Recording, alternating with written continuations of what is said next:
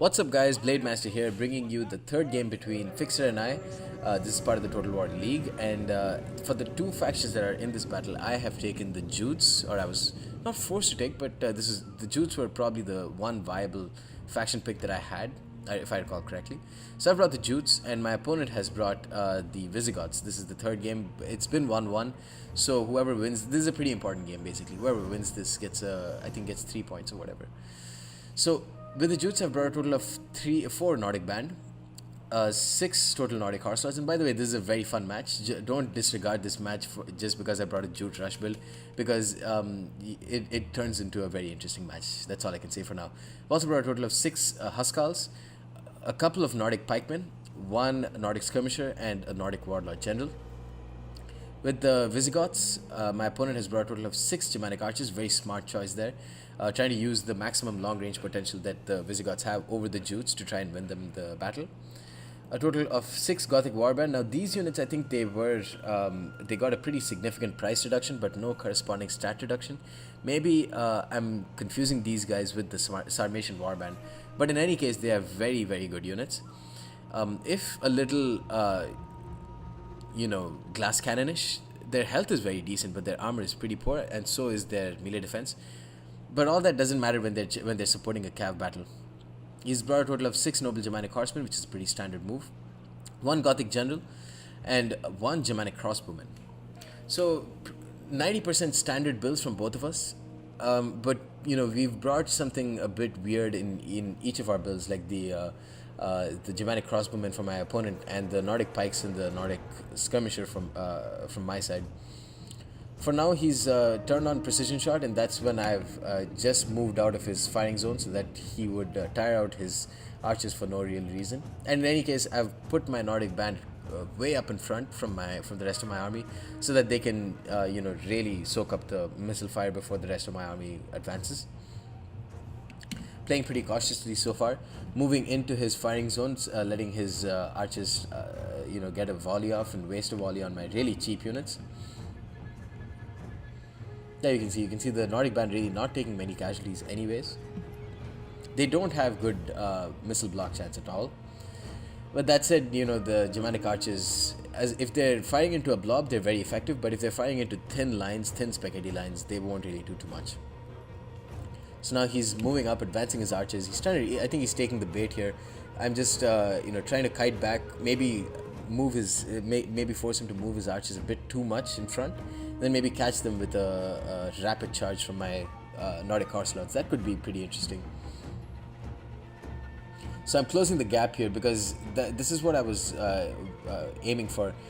I'm using the timing to my advantage. So while he was moving up in front and readying up his archers, I rushed up in front so that at the most my Nordic horse lords would only take 1 or 2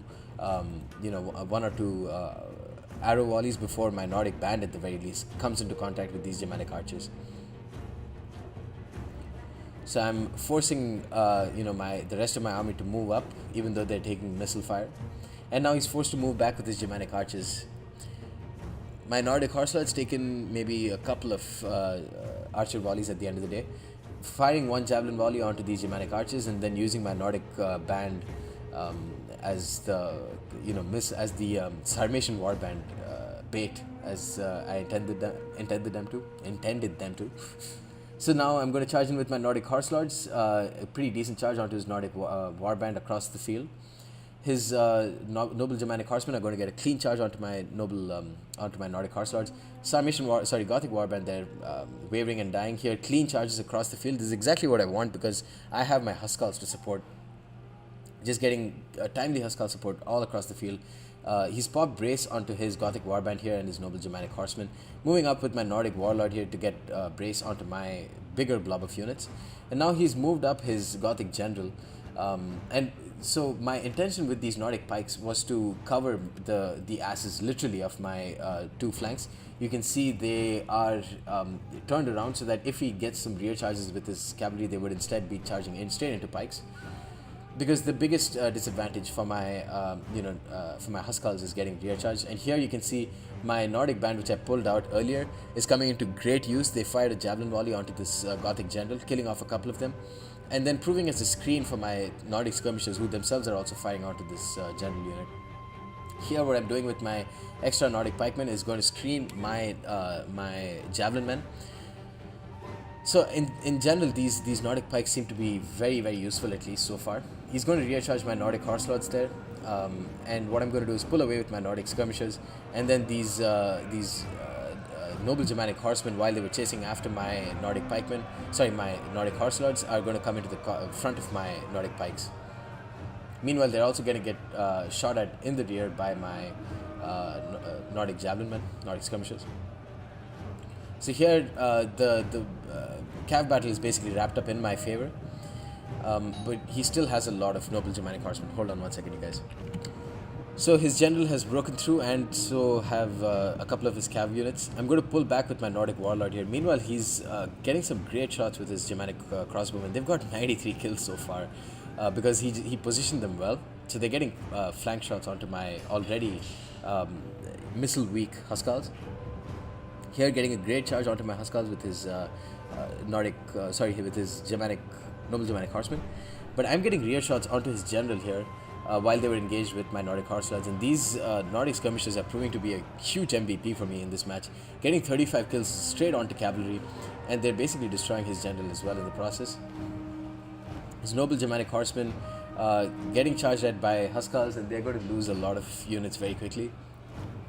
He still has all of his skirmishers, which is a pretty big problem for me, but I still have some of my Nordic horse lords who are able to just charge into his skirmish line. They have so much ammunition left that they can definitely be a pretty huge threat, and it doesn't look like I have a lot of cavalry left either. Nordic skirmishers here getting 81 kills, 82 kills, destroying his Gothic general. So while my general is fine, that's the biggest point in this match. My general is completely fine, but his general is basically dead. The enemy general is dead. There we go. And that's a huge blow for him, because all of his Germanic archers with their terrible morale are going to start wavering, especially when they come close to my scary units. So here, double experience chevron and rising, almost a triple experience chevron for my Nordic skirmishers here.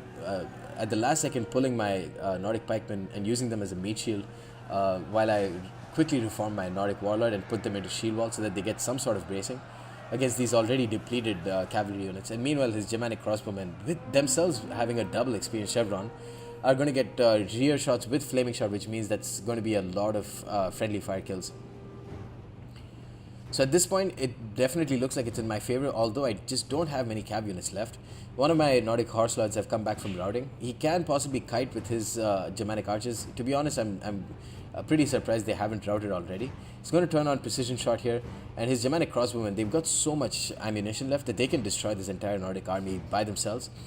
But he isn't kiting back with his Germanic archers quickly enough. That being said, my Huskars still seem to be wavering and routing.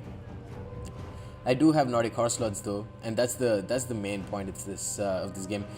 I have a couple of very depleted cav units, but I still have them. That's going to be enough to at least chase down and catch some of his Germanic archers. And here I've caught his Germanic crossbowmen with my Nordic warlord, which means they're going to die. And most of his units have routed. Pretty epic battle, pretty victory to me, and very well played to Fixer. I really like the Germanic crossbowmen, and look at the damage that they've done. 188 kills with them. And his Gothic warband, for the most part, did very well as well. That said, my Nordic skirmishers were by far and away the true MVP in this battle. If it wasn't for them, I would have lost this game. And they single-handedly destroyed his Gothic general and one of his noble Germanic horsemen. And I think they're only like 375 talents as well. So with precision, with access to precision shot, they're one of the best javelin men in the game. Nordic horse lords, for the most part, disappointment, although some of them did pretty decently. And I think Nordic pikemen was a very good choice on my part to bring. And, just as serving as a screen, they did their job very well. Nordic band did just about as you would expect. Anyways, guys, that's the end of this battle. Hope you enjoyed it, and stay tuned for more. Peace.